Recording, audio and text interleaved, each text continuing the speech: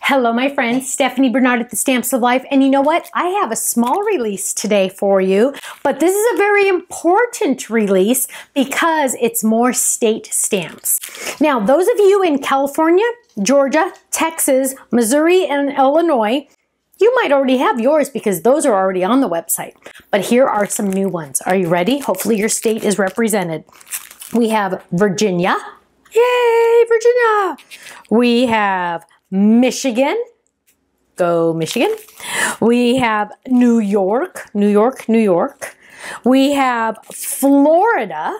Yay. And New Jersey. Now, we have a couple more that I don't have here, but they will be on our website. Arizona, Ohio, Washington, and Pennsylvania. So 4, 5, 6, 7, 8, 9, 10, 11, 12, 13, 14 states. Now, I'll be honest, we're not going to have all of them ever, really, honestly, we're not.